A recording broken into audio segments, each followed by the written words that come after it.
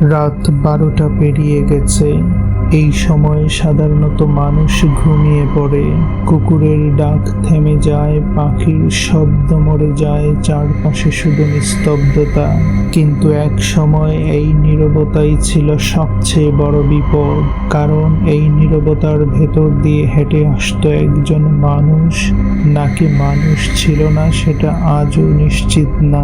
তার নাম ছিল রসুখা। গ্রামের লোকেরা বিশ্বাস করত রসুখার পায়ের শব্দ শোনা গেলে সে আর বেঁচে নেই, যে শুনেছে সে আর ফিরবে না। রসুখা কাউকে তাড়া করত না, সে দৌড়াতো না, সে শুধু হেঁটে আসতো, ধীরে, খুব ধীরে, যেন জানতো শিকার পালাতে পারবে না। এক রাতে এক বৃদ্ধ বলেছিল সে দরজা খুলে উঠানে দাঁড়িয়েছিল। হঠাৎ কুয়াশার ভেতর একটা ছায়া দাঁড়িয়ে গেল। সে ডাকলো, কেউ উত্তর দিল না। পরের সকালে তার গলা পাওয়া গিয়েছিল মাঠের ধারে, শরীরটা কোথাও ছিল না। রসুখা লাশ লুকাতো না সব সময়, কিন্তু লাশ সে রেখে দিত দেখানোর জন্য, যেন বলতে চায়, দেখো আমি কি করতে পারি। গ্রামের নারীরা সূর্য ডোবার আগেই দরজা বন্ধ করে দিত। শিশুরা রাত হলেই কান্না থামিয়ে দিত, কারণ কান্নার শব্দ রসুখা পছন্দ করত। সে নাকি শব্দ শুনে শিকার বেছে নিত। কেউ কেউ বলতো রসুখা মানুষ মারার পর লাশের পাশে বসে থাকতো, চুপচাপ, নড়াচড়া ছাড়া, যেন কিছু শোনে নাকি কিছু দেখে।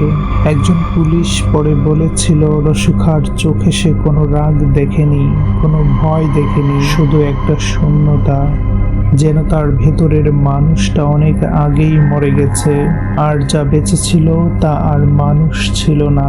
ধরা পড়ার রাতে সে কোনো প্রতিরোধ করেনি, হাত বাড়িয়ে দিয়েছিল, কিন্তু যখন তাকে নিয়ে যাওয়া হচ্ছিল সে হঠাৎ পেছনে তাকিয়ে বলেছিল, সবাই ভাবছে শেষ হয়ে গেছে, কিন্তু রাত তো এখনো বাকি। এই কথার মানে তখন কেউ বুঝতে পারেনি।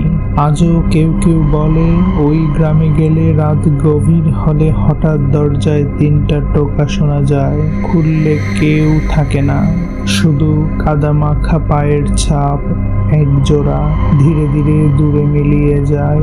আপনি যদি এই ভিডিওটা রাতে একা শুনে থাকেন, একবার চারপাশটা দেখুন, কেউ কি খুব চুপচাপ দাঁড়িয়ে আছে, কারণ কিছু গল্প শোনা শেষ হলেই শেষ হয় না, কিছু গল্প শোনার পর শুরু হয়। বন্ধুরা, আমার চ্যানেলটি অবশ্যই সাবস্ক্রাইব করে যাবেন।